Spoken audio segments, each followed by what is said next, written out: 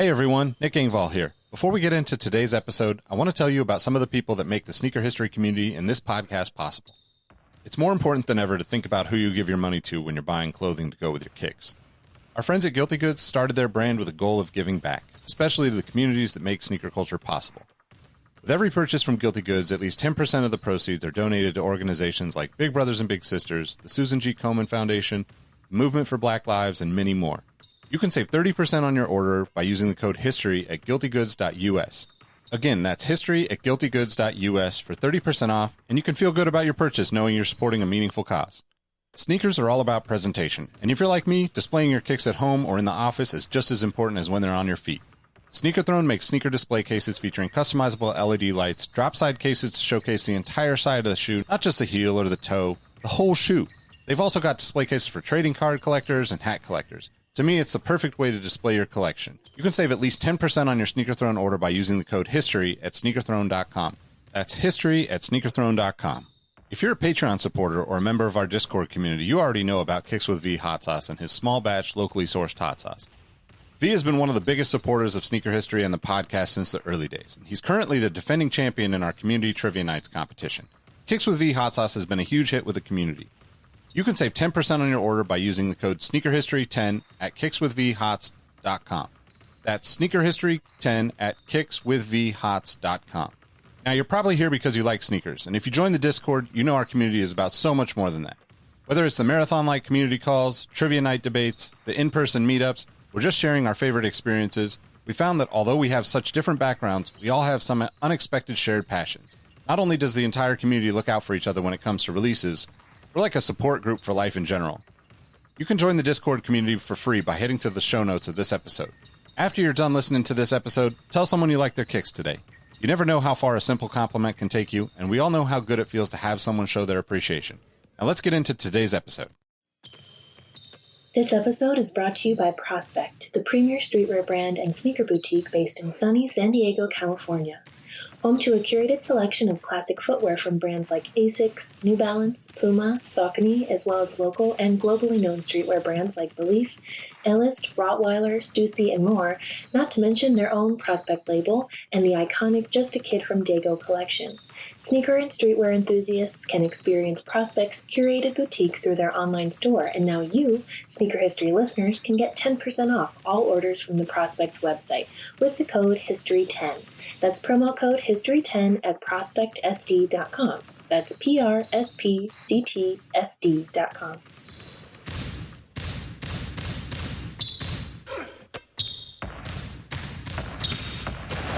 Jordan trying to shake off Starks. Oh, what a move! LeBron James with no regard for human life. Final seconds. Bryant for the win. Iverson against Gill, the crowd on its feet. Allen for the win. Welcome to the Sneaker History Podcast. What up? Welcome back to the Sneaker History Podcast. My name's Nick Engvall. Today I've got a special guest with me, along with my guy, Robbie Falke, to talk about some stuff that we don't normally get to talk about on this podcast with too much depth of knowledge. But Jay, how you doing, man? Hey, I'm good. Thanks for having me on, guys. No problem at all. So if you're familiar with Shanghai Soul on social media networks, Jay is the man behind that account and, shares a lot of insight into, I would say like a broad variety of shoes, but like more specifically kind of gives a perspective for people here in the U.S. as to how things are received in China. I know, like, we had a conversation with one of our other co-hosts who couldn't make tonight about how you showcase some of the stuff that we think is already sold out here, where you're like, oh, it didn't sell out. It's just sitting on shelves over there. So okay. I'm super stoked to talk to you. We followed each other for quite a while, and shout out to Keith from our Sneaker History community for kind of putting us in touch and making me get in touch with you, because I'd been wanting to for a while, but you know how it is with the internet, you just keep going, and then it everything kind of keeps moving. So I'm super stoked to talk with you. Yeah, thanks for again, he reached out to me too, and he's like, yo, I think you'd be a great guest on the podcast, and I'm super curious on what your take is on the sneaker situations going on in Asia versus North America right now. but yeah, two totally different worlds. We live on the same planet, but two totally different worlds when it comes to sneakers out here versus what's happening in the States right now. Yeah. So Robbie is kind of our resident Kobe diehard fan, lifelong Kobe fan. Yeah, broke out some old Kobe gear just to Nice. showcase. um, but we've been talking a lot about, the Kobe stuff, and we'll get into that. But I wanted to kind of allow you to share who you are, your background, and a little bit about yourself to kind of give people an idea of I think why you're one of the people that a lot of us consider more of an expert in this kind of world, this two worlds that exist. Yeah. Yeah, my name is Jay. My Instagram is Shanghai Soul. Um, I've been out in Shanghai since 2011 and um, been, buying sneakers since, fourth grade. What was it, like 94? I mentioned on a previous podcast that my first pair that really got me addicted to shoes was the CB94s, Air Nice. Max 2s.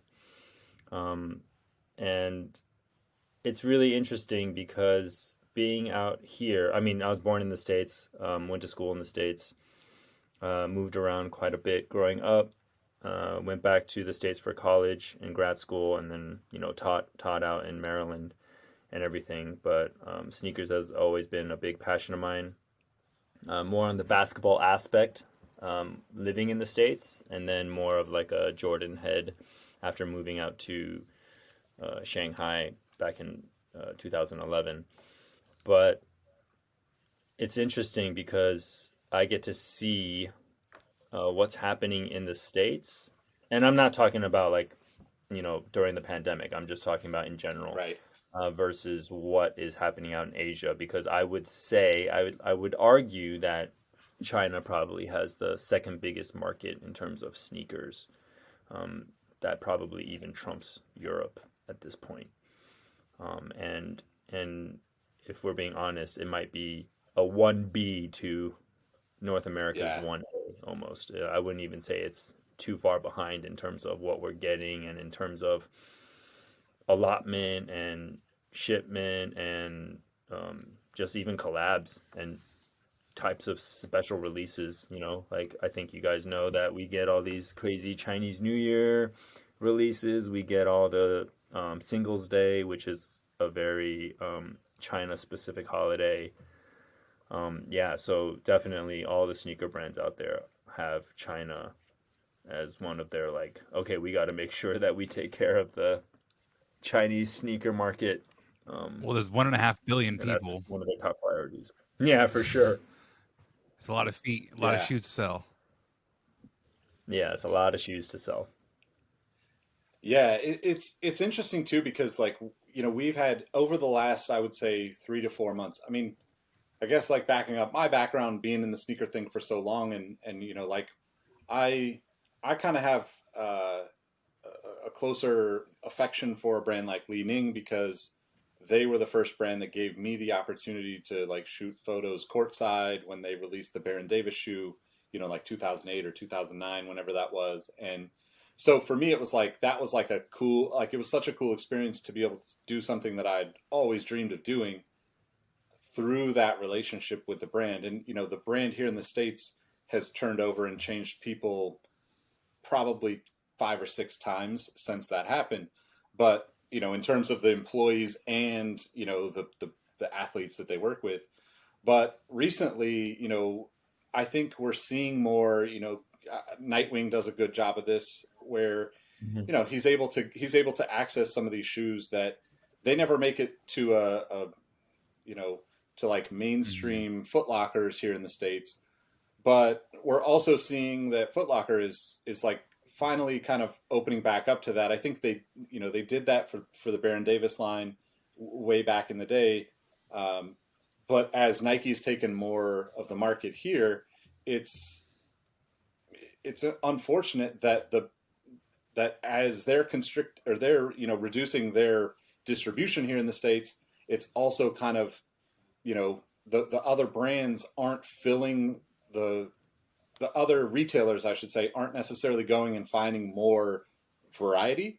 it's like seems like we're just seeing more and more, Nike. And I'm a huge fan of Nike. I think we all are, right? Like it's just the Right. nature of the business for us to be fans of Nike. But I look at it and I think like it's unfortunate there's not more competition between the brands, you know.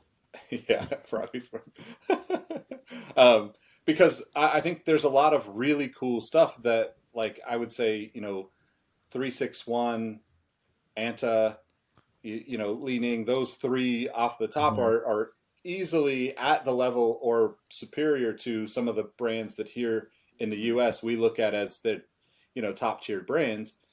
And even, in basketball specifically, I think that the Chinese market has been almost more dedicated to the game of basketball than the US market in a lot of ways, Oh right? Right. hell yeah! Right. It's wild. You see So, here, there's two different. I just brought up Footlocker.com.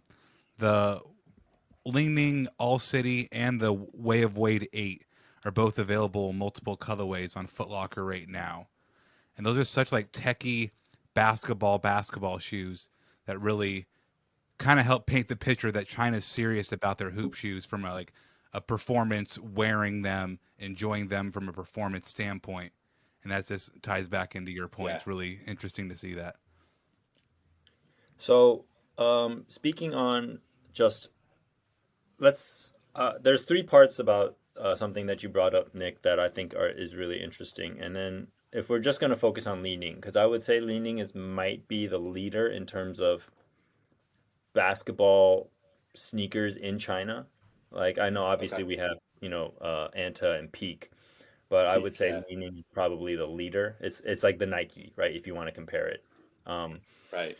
so like there, obviously the early adaptations of Li-Ning was not very popular. Like people in the States, they would never be caught wearing a Li-Ning basketball sneaker. They're like, what is this? Hmm. Um, I mean, I would say it's just hard in general to, especially performance, to kind of break through to be like, hey, we actually have tech that rivals other big companies because no one just thought that that's the thing. It's like, why would I wear this when I could wear Nike Air or React or Boost, right? Like, there's no way Yep. that this tech is as good.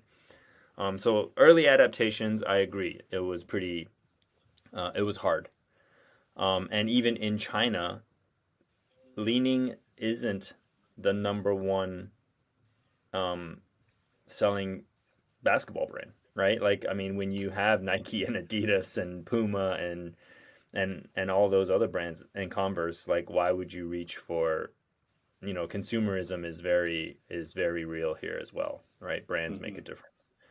Um, and then I think that sort of changed. Like that was the first part, it wasn't very well adopted. And then number two was when they finally signed Wade on. They're like, whoa, we got an athlete in his prime wearing our stuff. It's not like an athlete that's in it for a money grab Yeah. and is about to retire, right? It's maybe like the analogy of a European soccer player that goes to the States. Yep. That goes to Yep. the Yep. States for That's like the great. last Yeah. 3 years of his Old career, right? goalie. Yeah. Yeah, exactly. Exactly.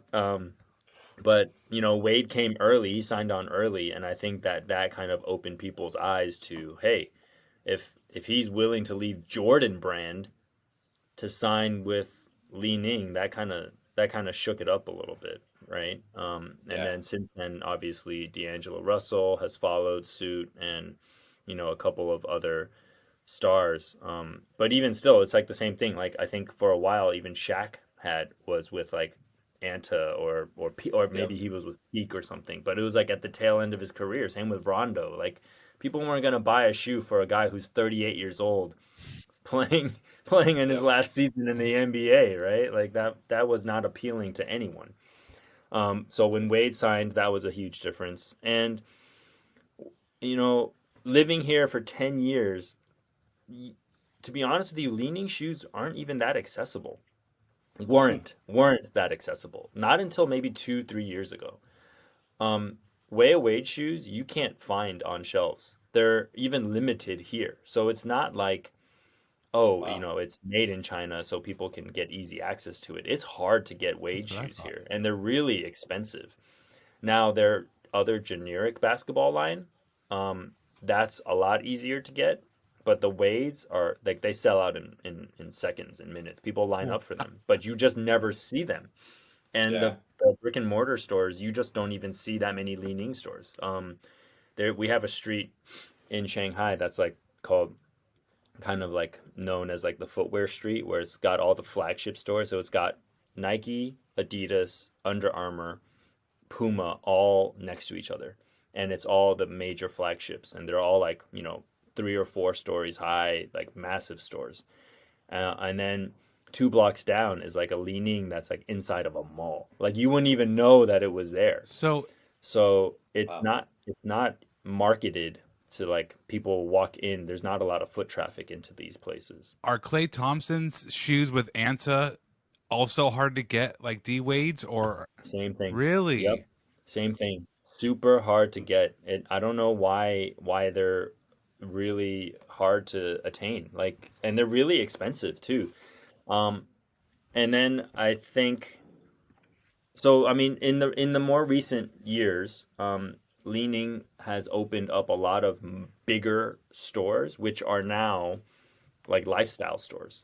So it's almost like um, I want to compare it to something in the States that you guys would have, maybe like a House of Hoops, Okay.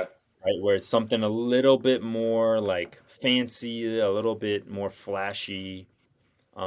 It's not just walking in and it's just rows and rows of sneakers. It's you walk in and you see their lifestyle apparel, you see like graffiti design on the walls, you see it's very done up now. Um, so you definitely Li-Ning in general. You never. I've probably seen like 5 Anta stores since I've lived in Shanghai. I'm not even joking. Like Wow. there's just not. It's not a culture of buying those kind of sneakers in store. You can get them online, but you just can't get them in store.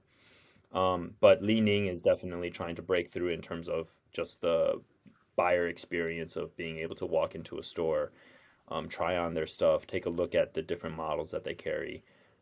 Again, though, their Way of Wade line is completely sold So out. crazy. But I did pick up a pair of Li-Ning basketball shoes. My first pair of Li-Ning basketball shoes that I play in a basketball league, and we got sponsored by Li-Ning, which is kind of nice. Okay. Um, Nice. and they gave us some jerseys and a pair of shoes, and I have to say they're probably one of the best basketball shoes I've worn in the last like Well, I know 3 Mike years. got a pair of the Way of Way 8s. That's He's another host of the podcast. And they look really cool, man. It's kind of hard to break past that mental barrier of it being a different brand. Like you lived there 10 years and you just got your first pair. So it's like for other people it's probably going to be a little yep. hard. Super interesting though. Yeah. Do you think that, you know, do you think that that limited supply, you talked about the consumerism. Do you think that that limited supply is intentional in a marketing sense for those products? And like I guess like to make it as general as possible, we can all relate to Supreme, right? Like Right. they just limit the number of products to such an extent. I mean, now they're producing more, but they've built the brand to such a massive, size and audience that everything is going to sell out almost every time. And obviously we've been talking a lot about, even like recently the sneakers app has been getting a lot of negativity in the press. And like I even saw that Nike came out and essentially is going to try to tighten up you know their partnerships with retailers in the coming months to hopefully get more people getting access to the shoes. But to me, it seems like that's just like the natural place that we progress to of like, hey, limited edition products sell out. They drive so much energy. I'm sure for even brands like Li-Ning, if there's a line outside of the store for the Wades, that's probably the easiest way for people to know that those shoes are available now. Because they disappear so quickly off the internet. Yeah, so Nick, I definitely agree with that. That seems to be the best way to do it, which is make your product famous by only releasing like ten items of it, right? Which but I think it kind of backfires a little bit just because if you're trying to play catch up, it like you need product in people's hands in order to market it, right? Like if only the collectors are and I'm not they're not going for like crazy resales. So it's not like resellers are buying them and then flipping them.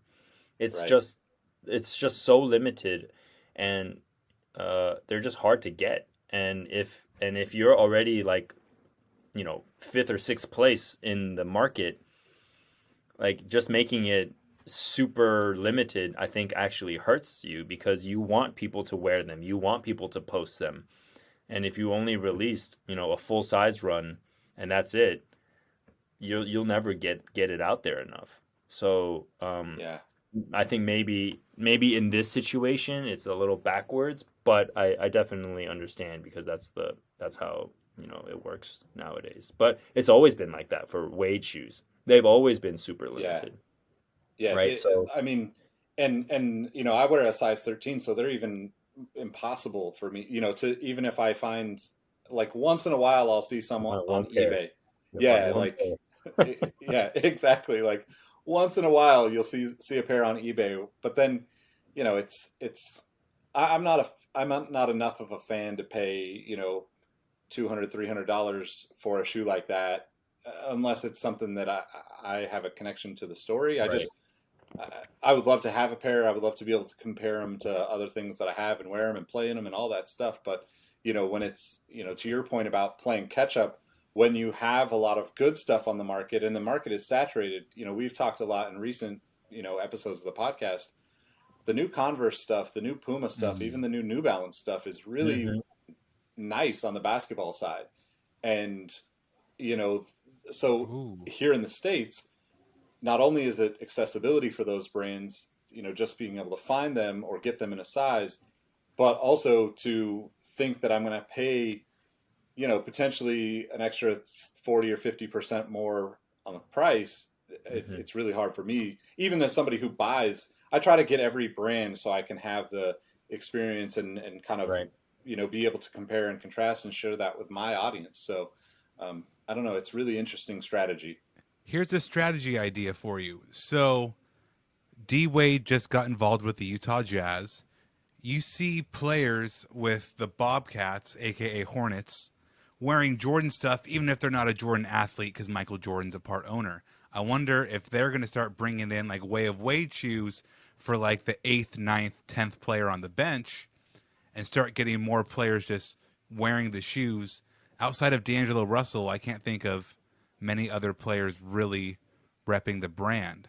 So it's like maybe the ownership stake can help put a foothold that's really speculative, but just it's going to be hard to want to try a shoe if you're not seeing it, or you're not Right. exposed to it. So, I think that's a pretty good idea, actually, Robbie. I think that would be a great way to market it out there. I have to say though that with Anta and um, the new Anta clay shoes, the Wade shoes, and even some of their generic line shoes, like they're pretty nice. Like the designs are bold, the colors look Yeah, good.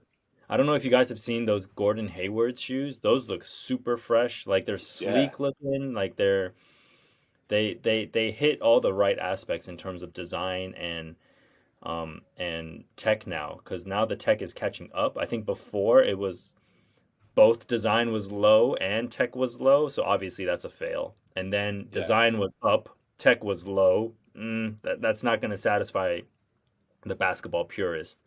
But now that everything is starting to catch up, like I said, my first pair of Li-Ning shoes, I wore them and I was like, these are amazing. Like they're super comfortable, they're super snug, they're padded in all the right places. Um, and it's funny because now I think they're not like the big companies are now skimping on tech. They're like, oh, we can't add full length zoom. That's too expensive. Like that's too yep, expensive. We're just gonna add 4 foot zoom and fine line cushioning in the heel or vice versa. And the companies in China are like, oh no, we have the tech now, so we're just gonna just throw it all in there, and they Yep. feel really incredible. So it's funny how it's kind of like switched a little bit. Yeah. So one of the things that came up in a previous episode of our podcast, I kind of threw out the idea of, to Robbie's point about Dwayne Wade getting involved with the Jazz as an owner. I threw out the idea of, having, I think Li-Ning is Jimmy Butler is also wearing Yeah, Li-Ning now, right? yeah. So like Jimmy Butler and Dwayne Wade both being from Marquette. How close do you think we are to seeing a brand like Li-Ning come in and sponsor a school here in the U.S.? Because that to me is also another missing piece to the puzzle, right? Like we've all seen the documentaries around how Jordan was an Adidas athlete and Hmm. he was, kind of lured away by Nike. But then we also all see these athletes who, traditionally wore a Nike shoe all through AAU and college, and then end up signing with the brand. Same thing for Adidas. That grooming aspect for players is also, I think, an important piece that a lot of people don't talk about because it's a little bit of a sensitive subject. Just because, at least here in the States, are still debating whether college kids should be paid to play basketball and all of that stuff. But Hmm. like, I think that you know obviously Li-Ning is all these companies have the money and the ability to step into this to the US in that sense and say we're going to be a big player.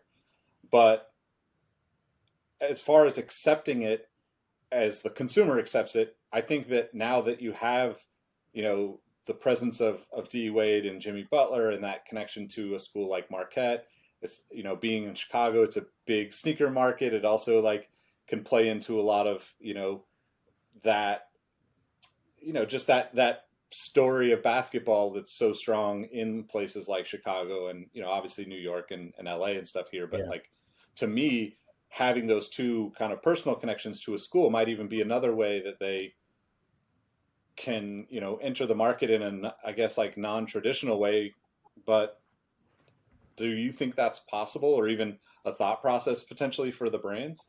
So, so this is a perfect segue into what I was going to talk about, which you might have. I mean, I've recorded two podcasts and I've talked about this issue that a lot of people in the States have no idea about.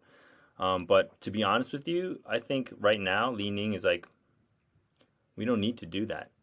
I know, Yeah. and I know it sounds weird because it's like, wait, don't you want to be like the third, second or third, you know, thought of sneaker company when it comes to athletic performance? But right now, a lot of influencers and athletes in China have left the big companies to go to Li-Ning. And the reason for that is a political issue that they have with Nike. Mm-hmm. Um, and what's going on in the Xinjiang province about the cotton dispute. So Nike came out with a statement about a month ago that said we don't support the use of cotton coming out of this region because of unjust labor issues. And China fired back and said, we don't know what you're talking about. This is not happening. This is not true. You've been using cotton from here for years, and now all of a sudden, because H&M came out and made a statement, a lot of companies followed suit. So like Gap, Zara, Nike, Adidas, Converse, they all came out and kind of said, well, we don't support what's going on here. And China fired back and said, this is not happening. And a lot of the citizens here have actually stopped endorsing those brands. Hmm. And so Interesting. Nike lost about 50 influencers. Converse lost their biggest three, and they're all jumping onto Li-Ning now. And Wow. so it's really crazy. I mean, literally, I follow this one guy. He's got, like a couple million followers, and one day he was posting Converse, and the next day he was posting Li-Ning. So, Yeah. Sounds um, like me. Yeah. there, right now, I think Li-Ning is like, oh, we're in a great spot right now because Yeah. we don't need the U.S. market. and we don't need what's happening. We don't need that relationship. Whether that's the right business model, that's up for debate. But it's making a huge shift in terms of ranking of sportswear in China right now. Li-Ning has jumped several spots in the last 3 weeks, even. Yeah, that's something that I actually so I want to get into like the conversation around Kobe, but that's something that I think is really fascinating too because personally, I just think that the need for brands to be these like massive global entities to be profitable is the wrong approach just from a fundamental standpoint, right? Like Mhm. we've gotten to the point in business, especially in the United States, where if a brand isn't constantly growing by 10% every year, it's not successful. And Mhm. that mentality has taken it's taken all of the mom and pop stores away. It's taken Yeah. all of the opportunity for someone to get involved as a fan of sneakers or streetwear or athletics or whatever that is. And to me, like, part of that is, I understand, like, hey, you've got shareholders and that's who you're, at the end of the day, that's who drives your business because they fund what you do. But I also think that it's really interesting because I've been wondering when this would happen with, say, some of the other brands here in the States that are popular because there's, a brand like New Balance, for instance, not in terms of basketball, but in terms of lifestyle, they've they obviously want to grow, but they've got a very solid, dedicated following for premium materials, made in USA, made in England, some of the made in Right. Japan stuff, and like they don't have to do a whole lot. So they're not like Nike where they're increasing the production of you know new shoe styles every single day. Like Mhm. you could go to a New Balance site and see that they're only going to upload 3 to 4, maybe 10 pairs in a week, where Nike is uploading 1,000 new products every single day. Right. And I've always thought that, like, you know not that I'm in any way against any of these companies being as big as they want to try to be, but like at a certain point, like it's diminishing returns on trying to grow and be something that we've kind of seen that with brands throughout the years. You guys were talking about soccer, and it's kind of I look at like an Adidas or a Puma where you know they're a recognized brand globally, but they are nothing compared to what they are for the game of soccer or game of Right. football in Europe, right? Like that is just such a massive piece of their business that anything else is just not touching. The value for that is like so far down compared to that soccer community and customer base. But I mean, I guess like maybe this is like just a start of something that we're potentially going to see other brands try, and maybe that's kind of been part of the strategy all along for the limiting of products because being from Sacramento and in the Bay Area most of my life, it's crazy to me to see someone that's as popular as Clay have and the fans have very little access, aside from like the last year or so him being hurt. I mean, people are diehard Warriors fans. You can't go Mhm. anywhere without seeing Warriors stuff, and people walk around wearing Under Armour Currys and that kind of stuff. But I know that the Clay stuff is just not available. It's Right. you've got to be really dedicated with your time in order to even get access to a lot of the product from an Anta or a lot of the brands. But that specifically has always been kind of interesting to me. So do you think there's like you know is there anything that would potentially even change that political stuff aside, the situation that's going on right now aside, prior to all of that, do you think that there's any desire for a Li-Ning to go beyond having this really kind of niche way of Wade brand that's popular and be a part of like American basketball? Um, I don't know. Like it's weird because you would think that they I think that they tried it and then it was like, it didn't work. So let's just stick to what's working right, like what's working with us within China. Because like you said, they had Li-Ning shoes in the States way back when, and it kind of flopped, right? So I don't think that they want to go down that road again until maybe they feel comfortable doing it again, right? And I think they're on the path though, to be honest with you, because more and more athletes and recognizable athletes are starting to wear it, and I think that they're just waiting for the right time to re-enter the market. It's the same with And One. If you think about it, like And One Yeah. for a while was dominating. They're still around actually. You can still get Yeah. shoes, but they don't market at all. Yep.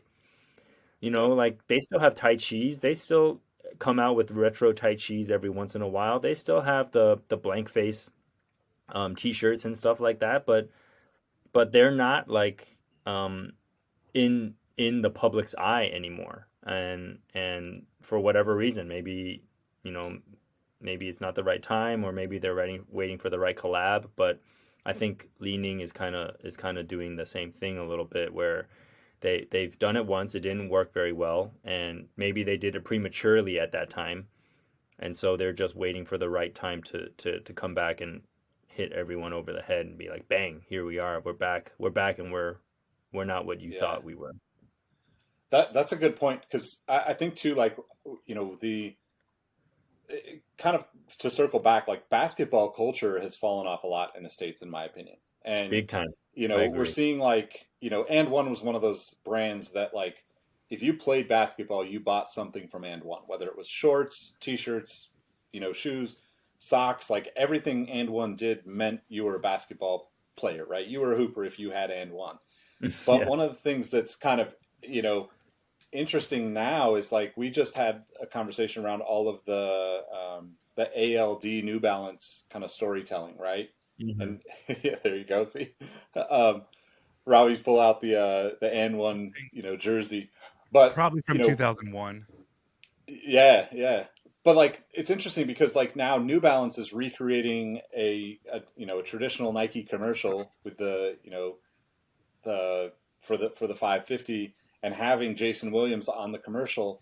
They're embracing basketball as like a lifestyle in like an older generational way, but that's closer to embracing basketball as a lifestyle. And, like, you know um, the popularity of the game to me is fallen off so much in terms of just like marketing dollars, right? Because we Yeah. shifted everything to having Virgil Abloh and Travis Hmm. Scott and all these people that are massive influencers and massively popular, but they don't. Basketball is intertwined into their stories maybe, but it's not a core fundamental of the way they market themselves or their products. Oh, totally, totally. I mentioned earlier, it's like in China too, the influencers move product tenfold compared to the athletes.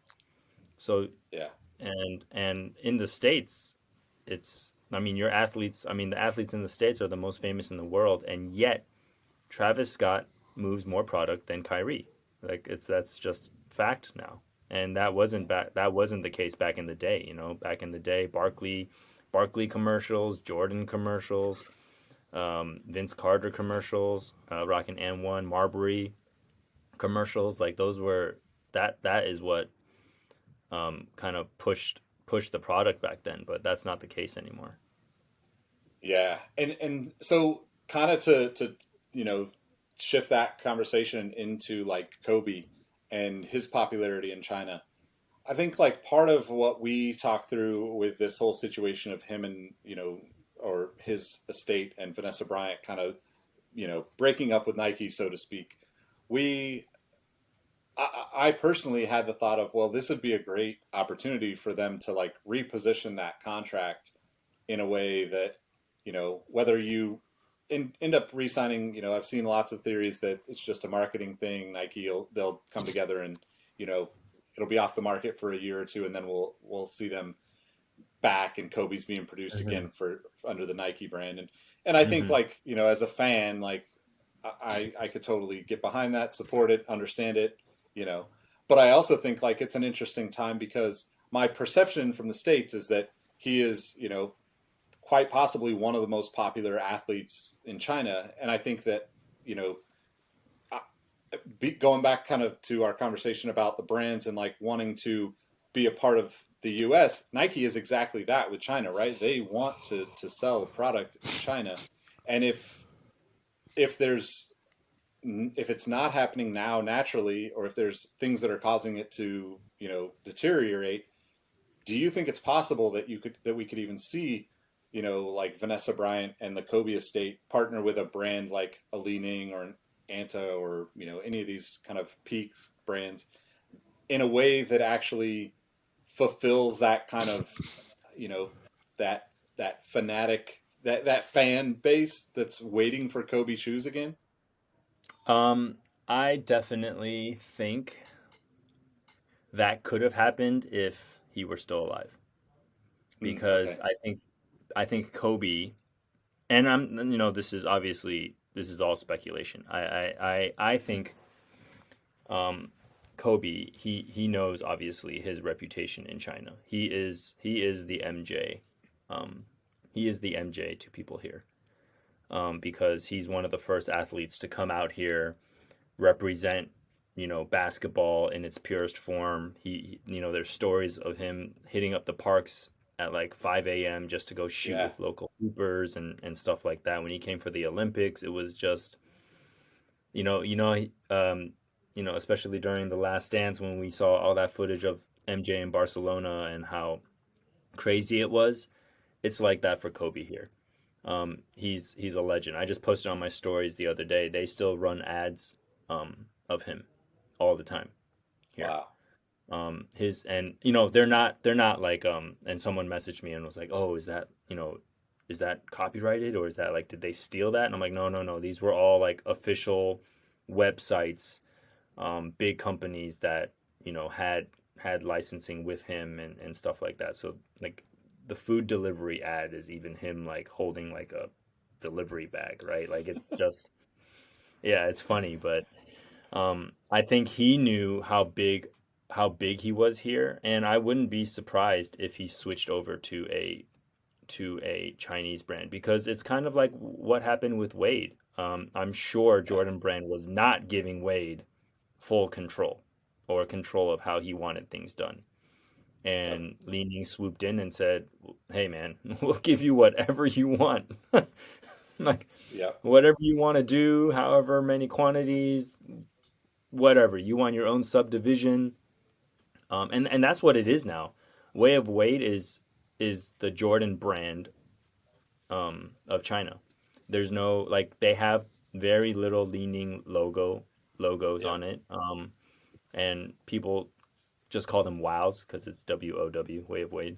And so they're just considered, yep, they're just considered Way of Wades now. They're no longer considered Li-Ning. So I would not be surprised in the least if I'm sure people are like, "No, no way, that's impossible. Kobe and Nike go hand in hand," and all that stuff. But it's not like Kobe didn't play around in different shoes back in the day. I mean, he was rocking J's, and I would say his very first two Adidas shoes are just as iconic, because that's when I was in love with Kobe the most. Actually, was when he got drafted and rocking Crazy Eights, and the pair after the Adidas 2000 top tens and stuff like that. Yep.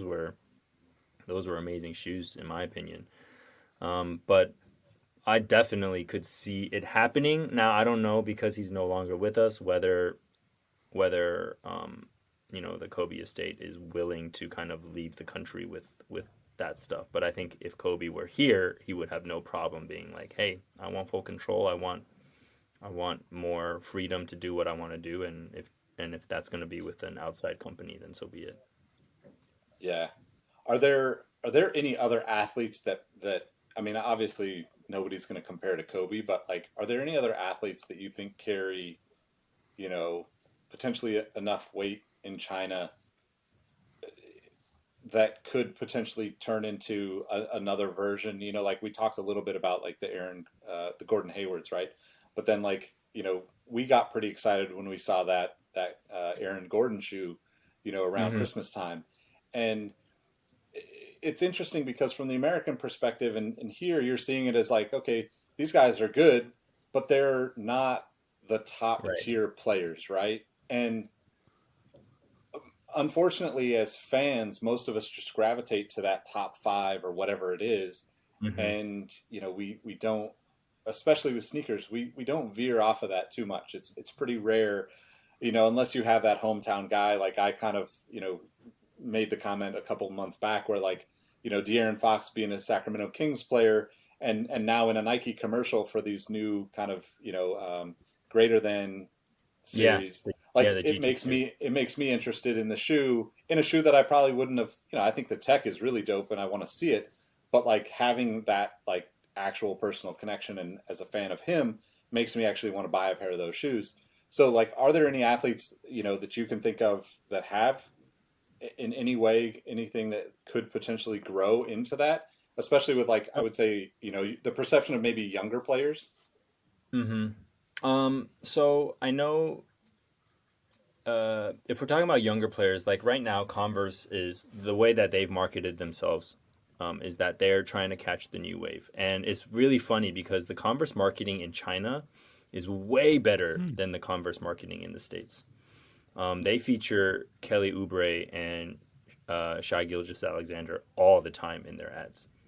They're always posting their fits. They're always posting like so.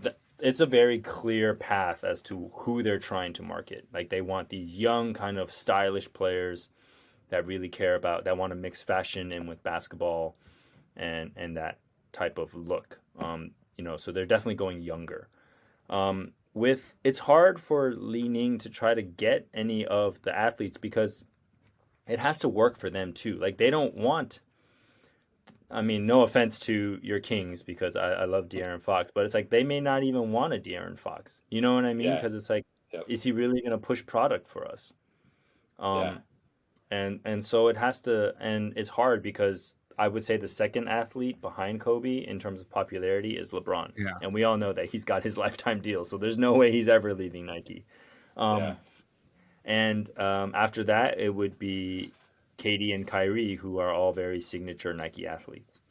Um, Now, whether you think their line is doing very well, that's another question up for debate because I feel like after the KD4s or KD, maybe even KD7s, it's kind of like plateaued a little bit and maybe with the Kyrie line as well. Um, but I think that it's in the works. They're just waiting for the right guy to kind of come along. And to be honest with you, if a company is like Li-Ning, who's getting more and more reputable, is going to throw the bag at you, now that, like I said earlier, the designs and the tech is catching up, why wouldn't you sign, right? If they're willing to give Yep. you more freedom, more design ideas, all the designers that you want to work with, and it all fits in terms of like how they feel on court and all of those things. I don't see why a big time athlete, up and coming athlete, wouldn't want to sign. Yeah. Yeah. It's interesting.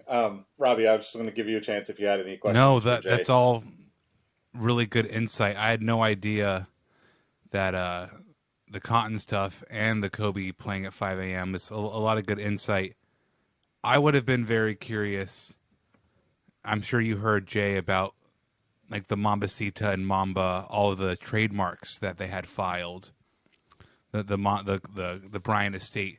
So I wonder, like, man, like, what if they were gonna have like a whole Mamba line underneath another brand, or maybe to start a whole brand?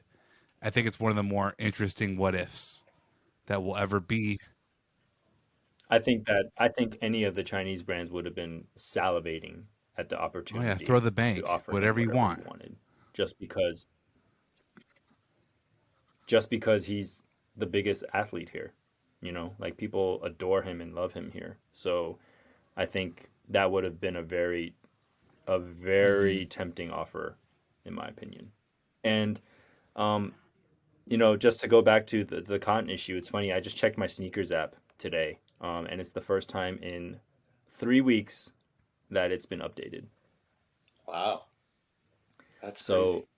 so it seems like things are maybe getting better because I was shocked to see a pair of shoes on there. I was not expecting that. The last time a pair of shoes was on there was the end of March. Dang. Wow. That's crazy. And yeah, like Nike's losing business out here. It's big time.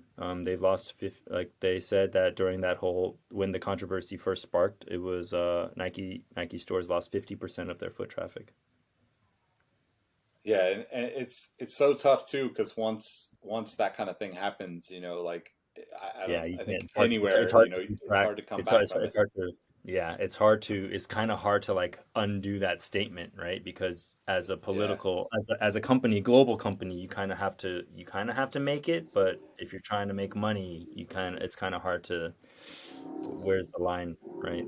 yeah, most definitely, If man. it don't make dollars, it don't make sense, I That's believe right. is the That's saying. right. Yeah, yep.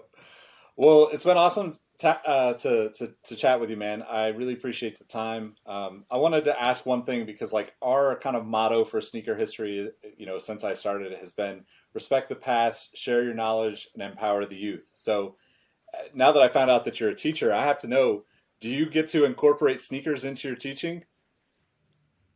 Oh my God. Um, the sneakers are incorporated maybe more than the curriculum, but let's keep that on the DL. Um, So you're No, the I fun mean, teacher. Okay. so I have a good friend that works at Converse. I also coach the varsity basketball team. So I have a good friend that works at Converse, and for the past 2 years, he's hooked me up and the team with their Pro Evo BB basketball Oh, shoes. I Awesome. love that shoe. Yeah, So that's I the have cool. 3 pairs of them. so if you guys check my Instagram, last Christmas, or sorry, 2 Christmases ago, I gave them the Grinch colorway of the Pro BBs, and we did like a whole skit with it. It was really funny. And then last year they got a pair. We wore them for our home game. The kids in my classroom, they're in art class. They're like, "Mr. Shuang, we drew you a Jordan, an Air Jordan 1. Can you hang it up in your room?" I'm like, "Yep." So I got like a little shrine in my classroom of like pictures that they've drawn and just little sneaker keychains and stuff like that. So yeah, it's definitely 100% woven into my life here. Awesome, man. Well, That's adorable. yeah, it's great. I love it. I love it, man. I appreciate you taking the time. Yeah, if is there any other way, that people can connect with you? Yeah, I mean, I'm not on Twitter. I can't get addicted to another form of social media, so it's just Instagram for me. You can reach me at Shanghai Soul. Um, I like to post pictures of stuff I've picked up, but I also love to post photos of like what's out in stores, and I think that's one of the biggest things that gets the most DMs and comments and stuff like that because a lot of people are blown away by what is out here right now, and it's pretty fascinating to see the differences in release times, and even more so now because of the cotton issue and because of COVID. But the drastic differences in what's out now versus what's out in the States, it's pretty eye opening. Awesome, man. Well, we appreciate you taking the time. Thank you for all you for tuning in. Make sure you follow Jay. As he said, like I think this is one of my favorite accounts because just seeing the disparity in like it's like mind blowing to even think about the things that you come across that are just like here sitting on the shelf and anywhere in the U.S. people are like, oh, I'm going to go get that and throw it on StockX. So Yeah, I know. That's definitely cool to really see. irritating. That's super irritating, actually. Yep, yep. So, all right. Well, again, thanks for the time, Jay. Thank you, everyone, for tuning in. We will catch you on the next episode. Peace. Thanks a lot.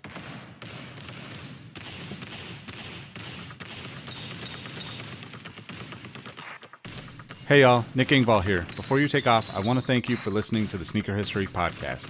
It really means a lot that you would spend a portion of your week hanging with us, and if there are any ways that we can improve the podcast for you, please leave us a review on iTunes. If you're looking for more content from the Sneaker History crew, head over to patreon.com/sneakerhistory and join us for as little as $5 a month. That also gets you access to our Discord group, which is a lot of fun. Also, make sure you're subscribed to our YouTube channel. We just started uploading our videos there now, so you can watch the video version of the pod and a lot more. Last but not least, tell someone you like their kicks today. It's a small gesture that can go a really long way to making somebody's day a little bit better. Thanks again, and we'll catch you on the next one. Peace. Hey everyone, this is Nick again. Before you take off, do us a solid and head over to Apple Podcasts to leave us a review. Give us a rating on Spotify and Amazon Music, and make sure you're subscribed to our YouTube channel because we have even more video content coming soon. Speaking of new content, we have an amazing community of sneaker enthusiasts that hang out in our Sneaker History Discord on a daily basis. While sneakers is a connection point that brought us all together, we've all discovered countless shared passions that we have in common with each other. We recently launched a couple of new podcasts directly from our community. One of them is a Formula One podcast. If you're an F1 fan like me, the Exhaust Notes podcast is your weekly fix of Formula One fun. It's hosted by myself, Rohit Malhotra, and Todd Yates. New episodes drop every Tuesday. I've been wearing fitted hats for years and collecting my favorite teams since I was a little leaguer. It has been awesome to see so many new fans getting into fitteds in recent years. Crown and Stitch is our new talk show about fitted hats with Dexter, Keith, and myself, where we talk about fitted hats, snapbacks, throw in some obscure hats because we all kind of like some funky stuff once in a while, don't we? Copping, collecting, and so much more. New episodes drop every Wednesday. Hit the links in the show notes for this episode to give our new shows a listen, and be on the lookout for more new podcasts dropping soon. Last but not least, tell someone you like their kicks today. You never know how far a simple compliment can take you, and we all know how good it feels to have someone show their appreciation. Thank you all for the support, and we'll catch you on the next episode. Peace.